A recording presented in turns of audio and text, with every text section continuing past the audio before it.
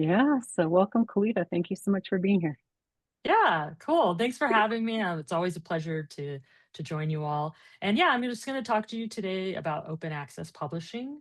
So I'm going to go ahead and get started here.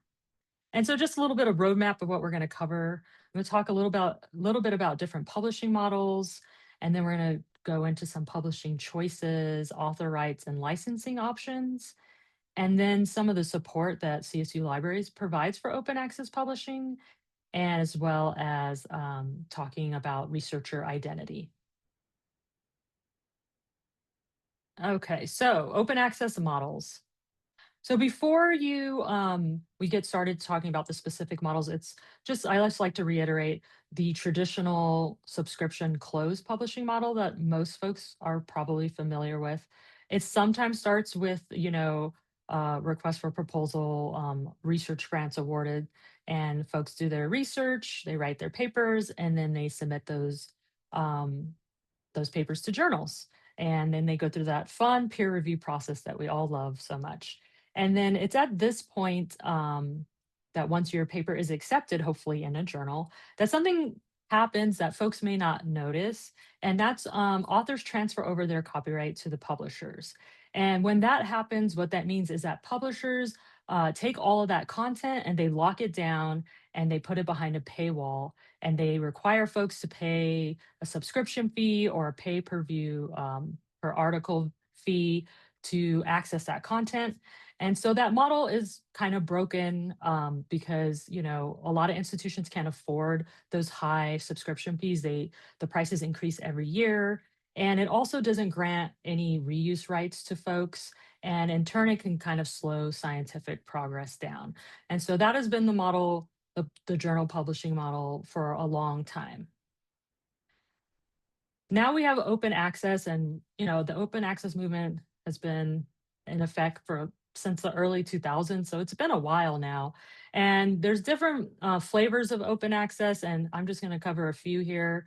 The gold open access is the one that folks are probably the most familiar with, and that is when you publish in a fully open access journal. So all articles in that journal are open access, and that usually does require you to pay a fee called an article processing charge, or a APC.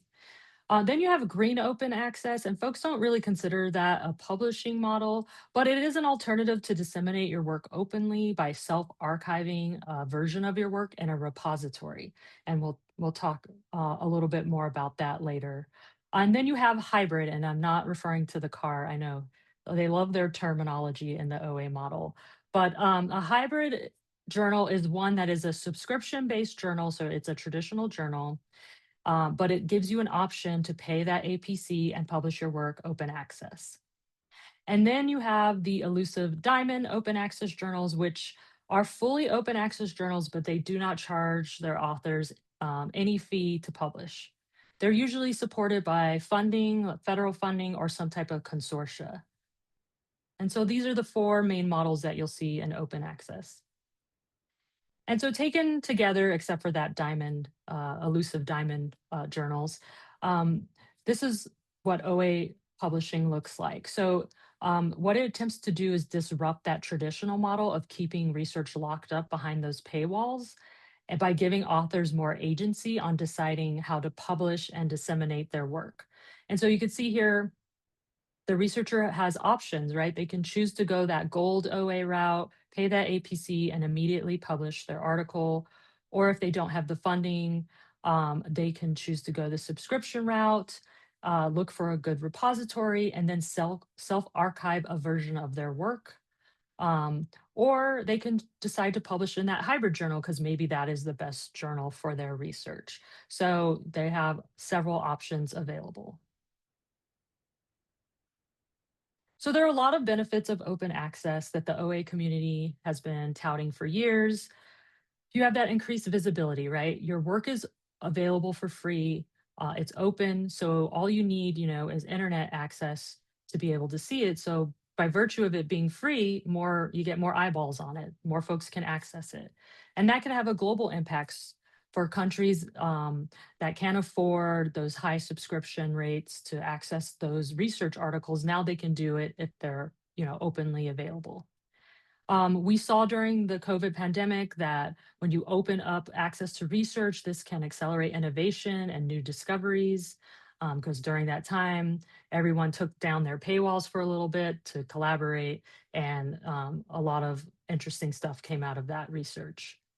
As an individual researcher, you may see increased citations to your, individually to your specific article. And open access also keeps publicly funded research in taxpayer hands. But my personal favorite is that authors get to retain their copyright. So when you publish open access, you don't transfer your copyright to the publisher. And so, yes, we've been saying these benefits forever, but there has been some research that kind of backs up some of these claims. So, in this particular article, the researchers reported that the open access papers had a greater reach than the paywalled papers in two key ways. They attracted more total citations, and those citations came from scholars in a wider range of locations, institutions, and fields of research. And they also reported a citation diversity advantage for articles deposited in those green open access repositories. So you are getting more reach by publishing open access. Okay, so that was a little bit about the different models of open access, and later I will return to talk about a few of those. And so now I'm going to shift and talk a little bit about publishing choices.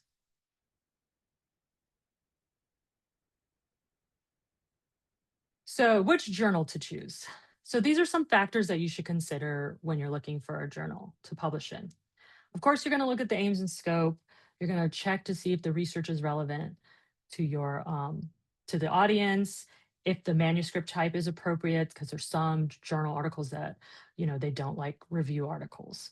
You're also going to look at that indexing and discoverability to make sure that the journal is indexed in those major databases, or at least in the databases that are relevant to your field. And most importantly, you're going to look at funding. If you're publishing gold open access, and I don't know how much I could stress this because I get asked this question a lot. Um, the question you should ask yourself is, have you secured funding for those article processing charges? I often get folks who've submitted to a gold OA journal, and once their paper's accepted, they reach out and they're like, do can the libraries help cover the APC? And I wish I could say, oh, yeah, of course. But the reality is, we have a very severely limited budget, and we just can't pay for individual APCs per author. So you really want to make sure you have that funding secured before you submit to those gold OA journals, because they're going to come and ask you for those APCs.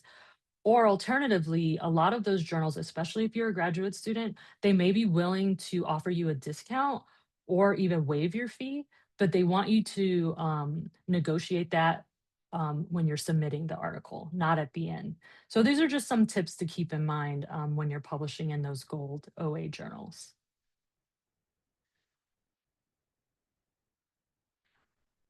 Additionally, here are some journal suggester tools that are out there. So these are great resources to help you find those open access journals. Some of them, such as like Web of Science Manuscript Matcher, allows you to even submit your abstract, and then they'll, you know, look for journals that are a good match for your article. But one of the best places to look for those fully open access journals is the directory of open access journals. So it's just the index of all those fully open access journals, including the diamond ones. And I really like that now they have this feature that you can even search for journals that don't have an APC. So you can look for those diamond OA journals, because those journals tend to be harder to find because there's fewer of them. Another option is, if you still are struggling to find a journal, you can do some interesting things such as like using keywords and searching for keywords in a database to help you filter and find some specific journals that may be appropriate for your research. I've helped people when their research is really niche and they're really struggling. We've gone into some journals like Web of Science, and that's what this is. And you can drill down and look like how many, this is showing you how often those terms pop up in the abstract. And so you can kind of see like, oh, well, maybe this would be a good source, for me to publish my work in.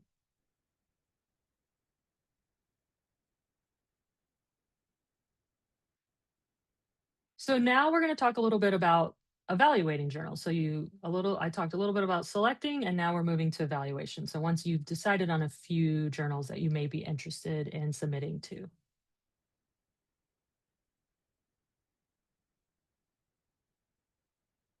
So predatory journals do exist, unfortunately.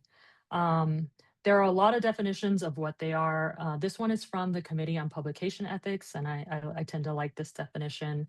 A predatory journal is described as an entity that prioritizes self-interest over scholarship, and it's characterized by false or misleading information, poor editorial practices, a lack of transparency, and aggressive soliciting of papers. And of course, they're doing this just to make money. So some people don't like to use the term predatory, but there's a little bit of history of like where this word came from. It was actually coined by a librarian in 2010. His name was Jeffrey Beal, and at the time he was a librarian at the University of Colorado, Denver. So he started to notice a sharp increase in suspicious like spam emails soliciting submissions. So he created this list called Beal's List of Potential Predatory Journals and Publishers. Um, and he would put journals and publishers on this list.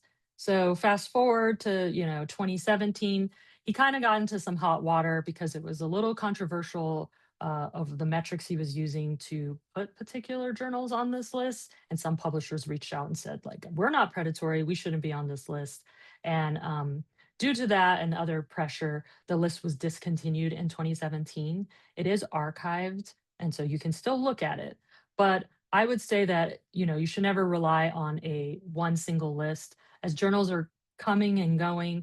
Instead, it's better to develop some strategies to help you identify predatory journals.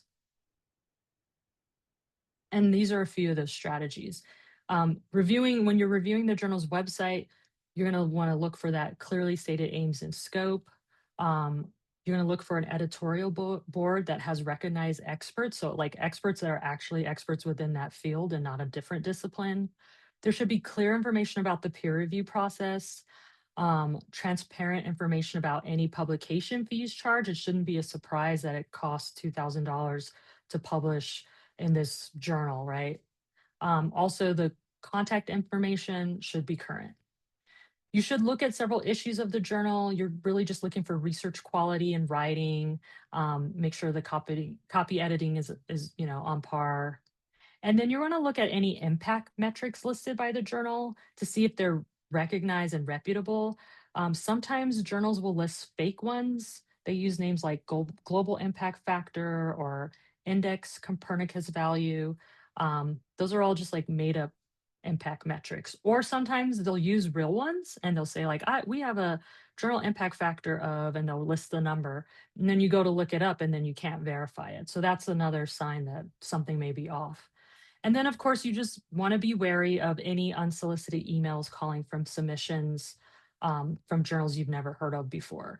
So you want to treat those emails, as spam. And here's just an example of one that I received. Me and my colleague published a paper a couple of years ago, and then I still get these random emails saying like, yeah, publish with us 35 to 40 days. I think I could tell like this one looks a little weird too because the B looks weird. I feel like this whole thing was AI generated, but I don't know. But anywho, it's just important to double check and make sure like, is this a real journal? Do some sleuthing before you submit. I mentioned those journals, those impact metrics. So it's a good idea to kind of to be aware of which ones are out there. Impact factor is the most popular, but there's a lot of different types of metrics out there. And so it's kind of good to familiarize yourself with them. So when they list them on the journal's website, you can be like, oh yeah, I've heard of that. And I know where to go to look that information up. So the journal impact factors from the journal citation report. At CSU, we do have access to this resource and you can look up a journal in here. But I will say that like not a lot of journals are not indexed in JCR.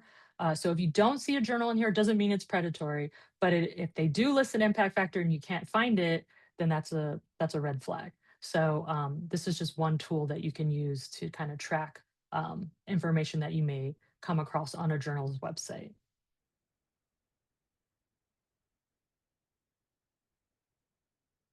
I mentioned the directory of open access journals already, but I'm mentioning it this time as a place to check to make sure, is that journal legit? So you type in the name of the journal and you run a search. And if you're not getting anything, that could be a sign that maybe this isn't a real journal.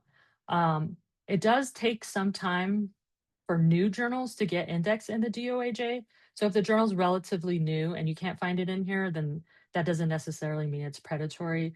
But if the journal says it's been around for like 20 years and it's a fully open access journal and it's not in here, that's probably a red flag.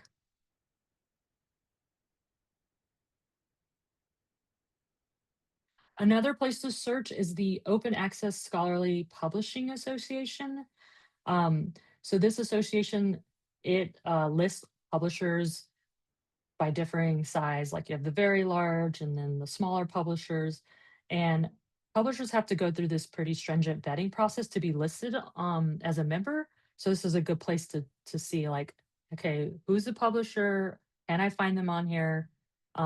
If you don't see them on this list, doesn't necessarily mean they're not predatory, but again, that could be a red flag. And then thinkchecksubmit.org is a really great resource because they have their handy dandy journal evaluation checklist.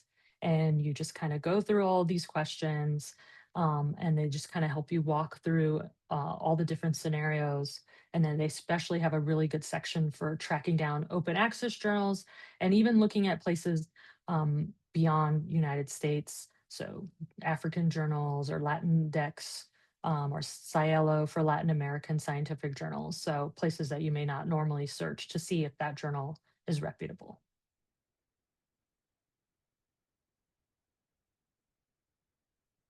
And so the key takeaway is, if a journal sounds too good to be true, it's promising like super low fees if it's open access journal. It's like, oh, $500 APC. Yeah, right. I've never seen a $500 APC.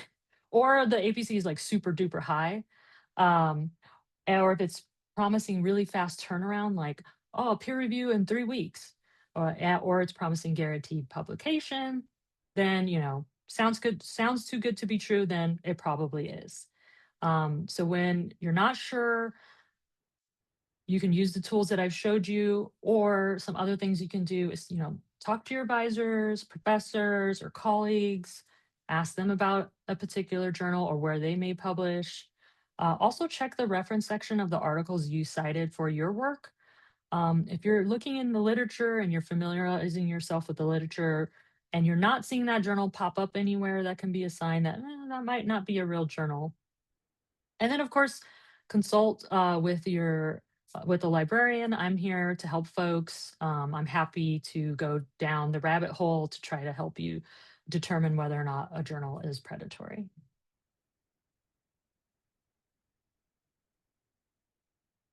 Okay, so now we're going to shift to talk about publishing agreements. I can't see the chat, so I'm assuming we're all good. Everybody's cool. No questions have come up. Yeah, you're good. I've been popping in links so that Okay, people cool. can click Thanks. on certain ones. But yeah, it's great information and so no questions yet, but feel free, folks, if you have them. Okay, sweet. And then we could also open up for questions when I'm done. Uh, I know it's a lot of information. It's information time right now. So, yeah, publishing agreements. These are fun, right? We love publishing agreements. So, authors rarely have full control over their work. So, in most jurisdictions in the United States and even in other countries, authors are the initial copyright owners. So, when you write up your manuscript, copyright is an automatic right. You don't have to register with the US Copyright Office. You own the copyright in your work. But almost everywhere, especially for academic work, strings immediately become attached, depending on what you're doing with your work. So, um, Some universities don't allow their faculty or students to own the copyright in their work. I know that sounds crazy, but there are institutions out there that don't allow that because typically in the course of when you're working for an employer, there's this work for hire doctrine that states that anything you create within the scope of your work automatically is the copyright is owned by your employer. Now, traditionally in academia, there's been a carve out for faculty and for students, but some institutions they own the IP, the intellectual property in their faculty and students' work. Don't worry, we're all good here. At CSU, in Section J of the faculty manual, it's very clear that faculty and students own the copyright in their work, except for in rare circumstances. But that is something to, just be aware of. Um, Also, funder policies. So if you are getting federal funding, sometimes there are specific things you have to do.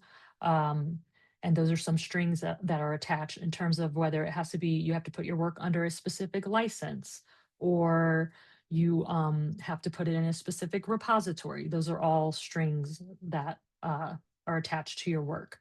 And of course, the biggest string that is attached to folks' work interested in publishing in journals are these publisher contracts.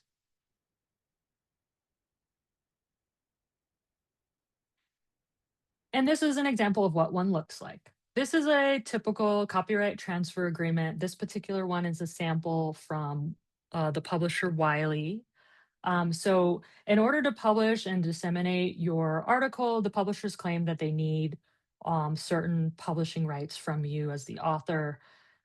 Essentially, they request for you to transfer over all of your copyright to them, which is not necessary to publish, but it is necessary for them to make money off of your work.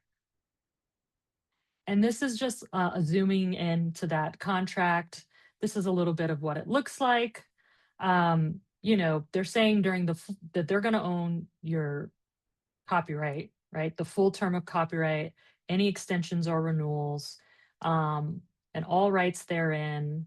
And they're pretty much grabbing all of your exclusive rights, so that your right to publish, republish, transmit, sell, distribute, and otherwise use your work in whole or in part in electronic and print editions of the journal and in derivative works throughout the world in all languages and in all media of expression now known or later developed, and to license or permit others to do so. I mean, that is a full, huge grab. I know it's very legalese sounding, but essentially, they're even saying that for inventions like things they don't even know, like maybe AI, they can use your work for that, right?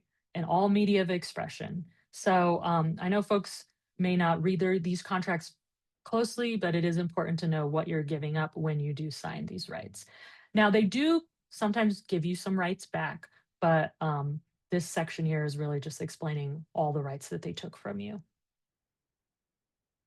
And don't be confused by some of the license language used. So sometimes instead of say, a copyright transfer agreement, it will say exclusive license. It's pretty much the same as a transfer agreement. Essentially, they're taking all of your exclusive rights under copyright. Um, if it says non-exclusive license, that means you get to retain your copyright. And that's the type of agreement that you prefer to have. And then just as a contrast, and I won't read this one, but this is the language in a non-exclusive license agreement, also from Wiley. Um, it mentions things that, your work will be made open access and it will be under a Creative Commons attribution license. Oh, no one wants to pick up milk. Sorry. I forgot to turn off my reminders. Um, and it also says down here that the author and each co-author retains all proprietary rights such as copyright. Whereas in the other agreement, it says that they retain all other IP rights, but not copyright. So just to show you what these different agreements look like. And unfortunately, they are presented this way, so they are kind of hard to understand. Kalita, can you just briefly talk about what's the wiggle room or the opportunity that writers have or authors have in negotiating different contracts? Okay. I do have a couple slides that kind of goes Oh, into neat. like Good. That's great. addendums and Just do it. okay. Yeah. All right, cool. Yeah, and then if I'm not answering your question, then you could re-ask and then I can dive a little deeper. But I just because I mentioned the Creative Commons license and some folks may not know what those are, I just wanted to briefly show you what those licenses are. You got it. I'm Because sure yeah, I'm sure you'll address the question. I just didn't know if you were okay, moving forward. So yeah, thanks. no worries. So yeah, these are Creative Commons licenses if you're not familiar with them. When you publish open access, the publisher will allow you to pick a few of these. They usually don't provide you with all six of them. You can ignore the CC0 license for now. The public domain dedication license is never applied to open access publishing work. Um, but these are just the license types from least restrictive to most restrictive. And so usually you'll see the publishers tend to use CC BY, and then they like to use this one too. CC BY, non-commercial, no derivative. So this is like these are the little elements that make up each of these licenses. So I do get questions often about which one should I select. There isn't a correct one. CSU doesn't require you to select a particular Creative Commons license. If you are federally funded, your funder may require you to select a particular license, but otherwise it's really up to you. So what happens when you give up your copyright? When you sign over your exclusive rights to the publishers, you could lose the right to do certain things, such as using your work for teaching or educational purposes, putting a copy of your work on your website, depositing a copy of your work in your institutional repository, giving out copies of your work to your colleagues, and you may lose the right to reuse your work in future publications. Also, publishers are now starting to capitalize with these AI ventures, and they have this corpus of literature that they have locked down, and they're making these deals with AI and making a lot of money on it from your labor. So that is also something to keep in mind. Now, granted, if you put your work out there openly, AI could still scrape it, but it is kind of shocking that like publishers are just selling your work, cutting these deals with AI, and they're not even letting authors opt out of that. So that is something to also keep in mind as you're looking at these agreements. But back to like strategizing when you're presented with these agreements and you don't have the money to publish open access, right? So if you're publishing a straightforward open access agreement, it's gonna be non-exclusive, you're gonna retain your copyright. But if you don't have the means to do that, these are some things that you could ask for. Um, you can ask for a non-exclusive or term limited license. You could try to ask for moral rights, which especially the right of attribution. Moral rights are like the right that the author is recognized as the author, and it's actually not a requirement under US law. So you can ask for that. You can also carve out the right to share your work with others and self archive a version of it in a repository, the right to republish and adapt your work and make use of it for, future scholarly and teaching activities. And for graduate students, the right to reuse your work in your thesis or dissertation. That's really important because sometimes they don't allow that. Your publisher may not explicitly state that, so then you have to go back and ask for permission. And so, some strategies for negotiating, you want to be courteous.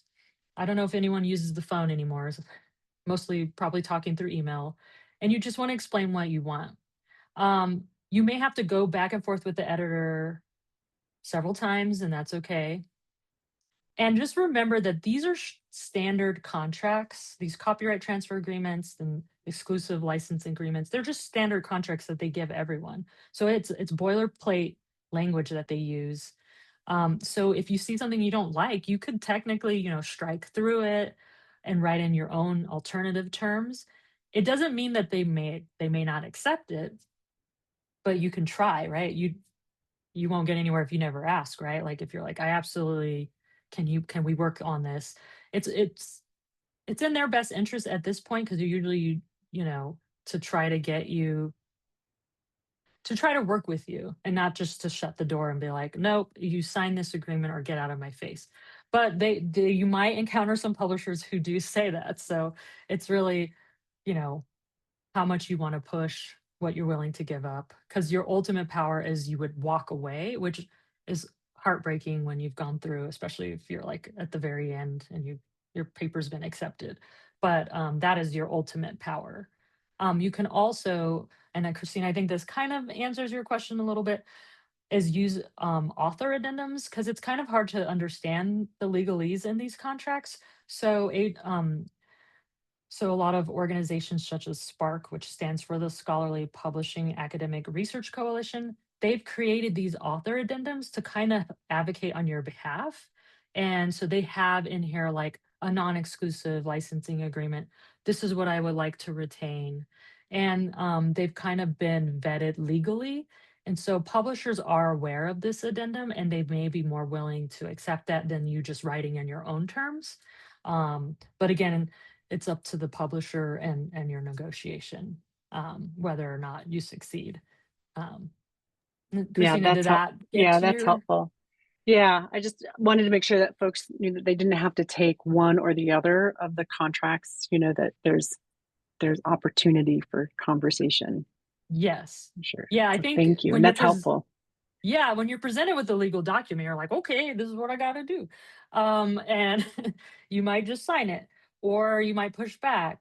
And it is kind of scary to take that on, especially if you don't quite understand like what is even in the document. And that's where like the addendums are super helpful because they kind of put it in that legal language to express what you want to carve out to keep.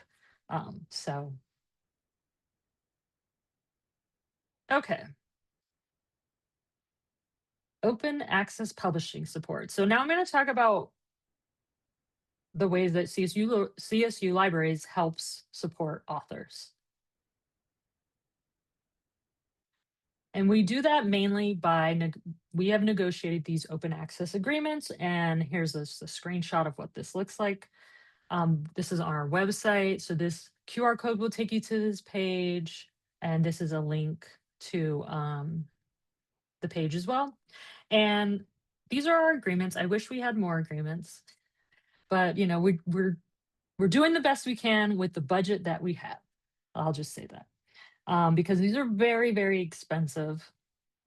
And when I say publishing agreements, what they are read and publish agreements. So folks may not be aware, but when you're at the library and you go through our catalog or you go through our databases and you access these articles, we have paid the publisher a subscription fee to access that content. So that's the read portion. And so within the last, I would say like 5 years, there are now these read and publishing agreements where, in addition to getting access to the content, they give us a bit of money for publishing open access freely. And so we negotiate that with our contract. The idea of these agreements is that they were going to be transformative and that eventually more and more content was going to be made open. The reality is that the publishers are making a lot of money on off of these agreements. And yeah, I don't know how sustainable they'll be long term, but I know as long as we're paying to read, we might as well pay a little bit to get something back to publish. Um, and so that's where we're at right now. And so these are all the agreements that we have in place. And the top section here, we will cover the full article processing charge. The section down here, these are just the agreements where we have just like a discount and most of it's either 10 or 15%.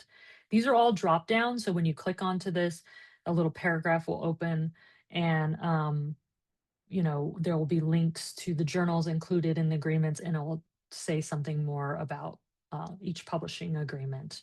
But that's just a little bit about the back end of how we negotiated those agreements.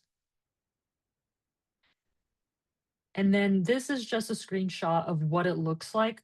I wish we had a more sophisticated way of searching all the journals that were available in our agreements. But each of our agreements are different, and so it is important to pay attention because some of our agreements are just for hybrid journals, some of them are for hybrid and gold. So it is important to pay attention because, for example, one of our agreements, Oxford University Press, is just for the hybrid journals only. But when you pull up the Excel file, it shows both hybrid and fully open access journals, so the gold too. So you have to filter out the gold. I've had authors get confused and think that their APCs were covered, and I was like, "I'm so sorry, we only have an agreement for the hybrid." So, if you have any questions about any of the agreements or any of the journals, I'm always looking into these. I know how to navigate these ugly Excel files, and, I can help you find your specific journal, but this is what it kind of looks like, when you open them up, and you can see, like, this some of them allow you to sort by subject. I usually use Control F a lot to find a specific journal title or a specific word. Sometimes people are looking beyond just one subject area, so I'll do Control F a lot. But yeah, this is typically what it looks like when you're navigating and looking for the specific journals that we cover under our agreements. So that's for publishing gold OA. I do also recommend folks check out green open access. I know folks aren't as excited because it's not like as shiny as gold, but it is an alternative to publishing when you don't have the funds. Sometimes you just find a really good journal article, and I would hate for you not to pursue it just because you can't publish a OA in that particular journal. So if it's a hybrid journal, meaning it's subscription or you can publish the OA route, then you can do green open access. And essentially, what all that means is you are allowed to submit one of your versions to a repository or to your website to share it openly. So initially, your preprint, you're allowed to do whatever you want with that. That's yours. The journal, that's what you submit. So your manuscript. Once it goes through the peer review process, that's usually referred to as your author accepted manuscript. And you can usually share this version. Sometimes, though, journals make you wait uh, an embargo period that they say is like 12 to 24 months. Some journals let you deposit it immediately. It really does just depend on the journal. I've seen a variety. So that is something to look into. And often, if we can't cover an APC, I will point out the self archiving policy of a particular journal to someone as an alternative way to at least disseminate their work, if not immediately, at least eventually, that it will get out there. Because the difference between the author accepted manuscript and the published version that's gone through the copy editing, it's not that different, right? It's like, it's pretty good here. They're going to polish it up a bit, but at this point, it's gone through peer review, right? So if you can at least share this version of it, that's good enough. And I'm hoping to get more people on board with this as budgets begin to dry up.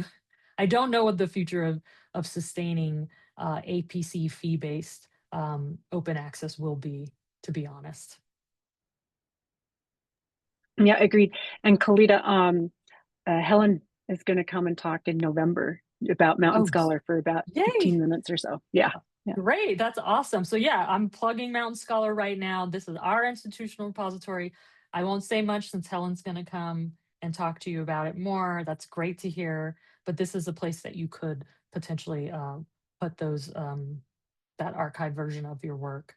And there's a whole web page with Helen's information on it to telling you how to submit to Mountain Scholar. So in the last remaining time, I'm going to speak to you about researcher identity. So as you're moving through your academic career, you do a lot of cool things, right? You have publications, you do peer review, you may have some grants, maybe you won an award. There's a lot of stuff out there, and it would be nice if there was one tool to kind of rule them all, right? I don't know about you all, but I hate updating my CV. It's like pulling teeth. Um, it's like you're in there and you're like updating it and you're like, "Oh, I forgot to add this." Anyways, so that's just me personally, but I'd much prefer electronic way to do this that's more seamless. And that's where ORCID comes in. And ORCID stands for Open Researcher and Contributor Identifier. And it is like a social security number for your research. So it's a persistent identifier, which is just a permanent, unique reference to a digital object or resource, and that it ensures that it's accessible and stable over time. And ORCID IDs, they're persistent identifiers for people. There's DOIs, digital object identifiers, that's for papers. So there's different persistent identifiers for different things. ORCID as an entity is just an open, not for profit organization run by and for the research community.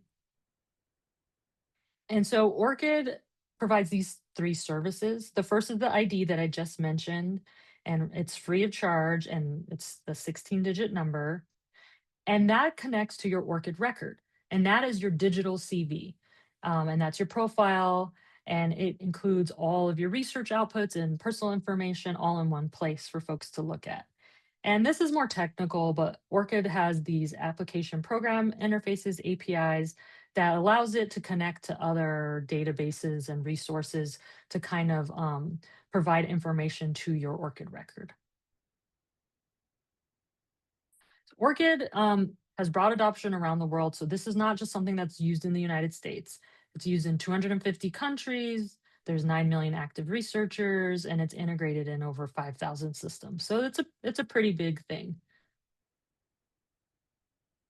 And this is just an example of an ORCID ID for ORCID's fictitious researcher, Sofia Maria Hernandez Garcia. There's her ID. And then we're going to go through her record really quickly.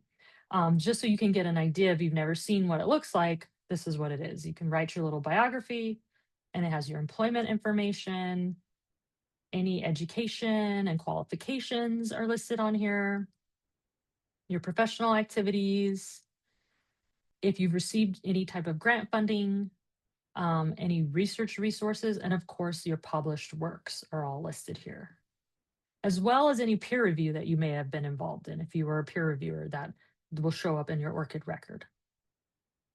And the great thing about ORCID is that researchers are in full control of their records. So you get to set the visibility.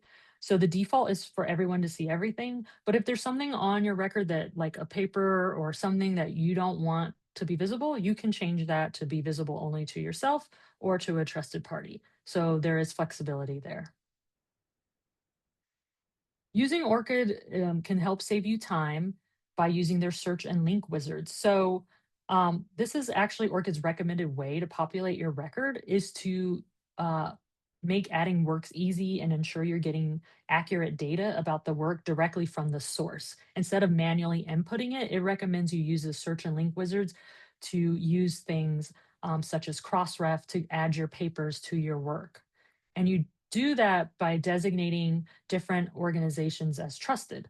So if you said, yes, I'll allow Crossref to write into my ORCID record, you would authorize this access. And then once your paper came up, you published something new, it would pop up and then it would be added to your ORCID record automatically. You wouldn't have to do anything. ORCID also is really great for names. Most names are not unique except for mine. I assure you probably never ever met another Kalita. Um, if you Google me, you will find me straight away. Now, my husband's name is Michael Thomas.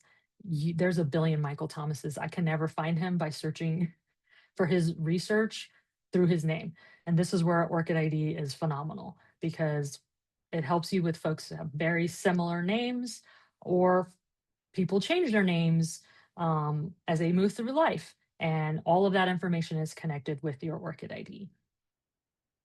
It also helps solve the issue of name variation. Even when you're publishing, you may publish under different names, depending on the naming convention of that particular journal, or maybe someone's wrote your name wrong. I don't know, but you can get it. All of these versions of yourself will show up under your ORCID record.